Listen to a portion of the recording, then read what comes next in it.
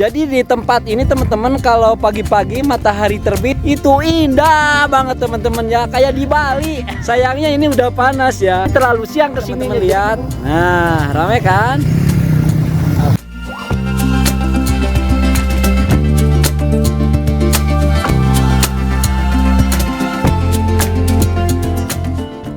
Oke ya, kita lanjutkan ke hutan ya.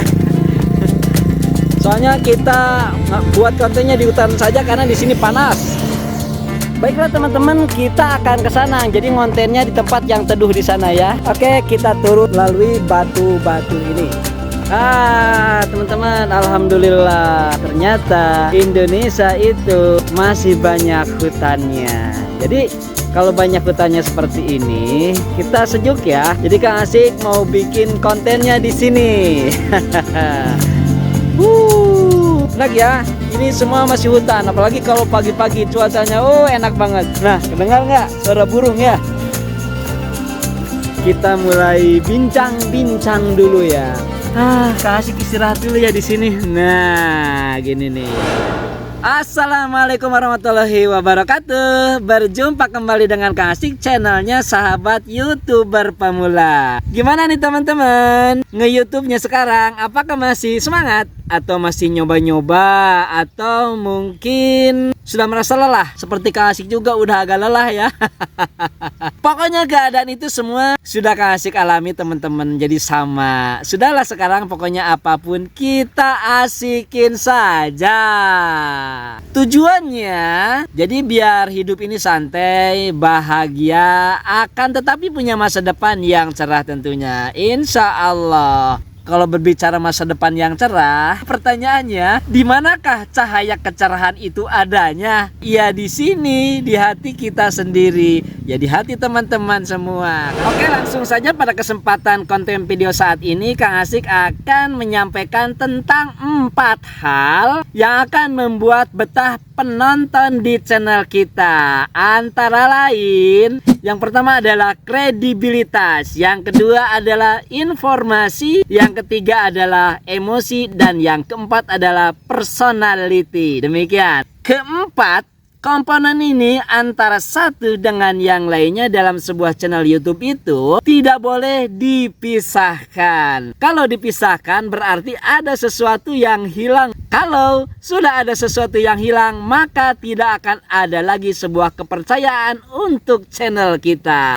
Jadi dari keempat poin itu, mari kita uraikan satu persatu secara sederhana. Berikut contohnya agar mudah dipahami. Antara lain, yang nomor 1 adalah kredibilitas. Jadi kredibilitas itu adalah suatu sikap yang perlu dimiliki oleh setiap orang. Hal ini sangat berkaitan dengan kepercayaan yang diberikan terhadap seseorang ataupun organisasi. Jadi kredibilitas ini seringkali digunakan untuk menggambarkan suatu sikap teman-teman atau perilaku dari seseorang secara pribadi atau suatu lembaga secara komunitas. Jadi teman-teman, kurang lebih bahwa kredibilitas adalah kualitas karena hubungannya dengan kepercayaan yang melahirkan kapabilitas sebagai kekuatan untuk menimbulkan kepercayaan dari orang lain. Istilah kredibilitas ini biasanya digunakan dengan kesaksian seseorang. Jadi yang mengatakan sesuatu itu baik, sesuatu itu berkualitas adalah yang menilainya wajib orang lain. Jadi jangan kata kita sendiri tentunya. Sangat jelas sekali teman-teman bahwa kita harus membuat konten berdasarkan kemampuan kita, berdasarkan hobi kita, sehingga hasilnya akan sangat dipercaya oleh orang lain.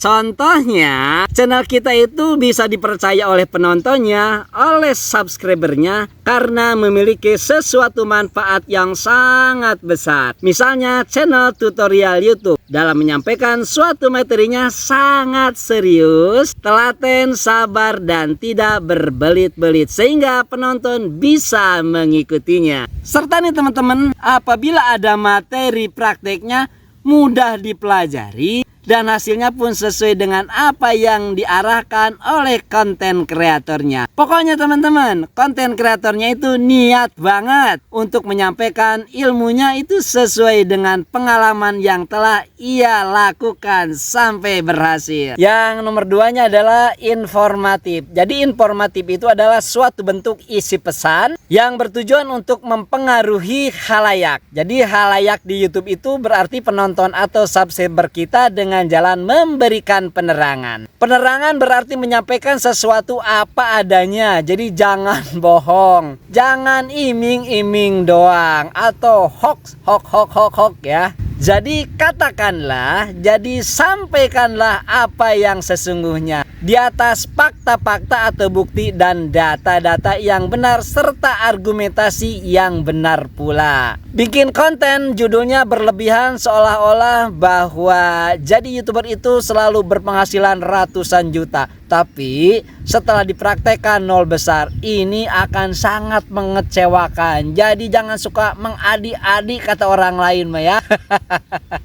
Contohnya, Kang Asik di beberapa konten video sangat banyak menyampaikan tentang bagaimana cara membuat thumbnail yang sangat sederhana, khususnya untuk YouTuber pemula tentunya. Pembuatan thumbnail itu menggunakan 2 buah aplikasi yang gratisan, tapi bisa pula dengan yang berbayar atau disebutnya adalah yang pro. Ketika Kang Asik memberikan tutorial cara membuat thumbnail yang gratisan dari canva.com dan remove.background itu, informasinya harus sesuai dengan apa yang Kang Asik sampaikan dengan keadaan yang sebenarnya. Jadi, kalau Kang Asik bilang aplikasinya ada yang gratisan nih, yang gratisan itu memang harus ada, nggak boleh berbohong. Sehingga tutorial dari Kang Asik tentang pembuatan thumbnail itu benar-benar bisa dipraktekkan, benar-benar bisa dibuktikan. Kemudian yang nomor 3 nih teman-teman adalah emosional. Jadi teman-teman, emosional itu adalah segala sesuatu yang menyentuh perasaan. Itu adalah wilayah emosional. Hal ini bisa berupa ya ekspresi, kemudian respon atau wujud apapun tentang emosi.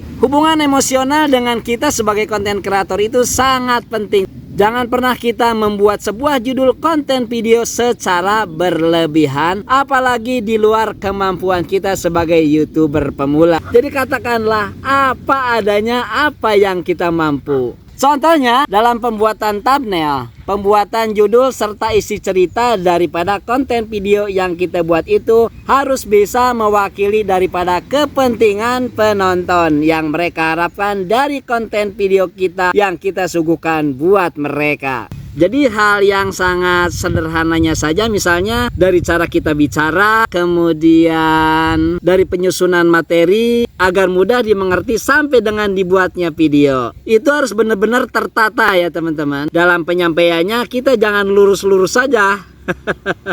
Seperti baca berita ya begitu, agar hubungan emosional antara kita konten kreator dengan penonton benar-benar terjalin. Sehingga teman-teman, apabila penonton sudah menyimak konten video kita, minimal mereka akan selalu mengingat nama channel kita karena mereka puas dan berkesan, atau istilah kerennya adalah remarkable moment, sehingga konten akan lebih cepat berkembang insya Allah. Baik teman-teman, sekarang adalah yang nomor 4 atau personality.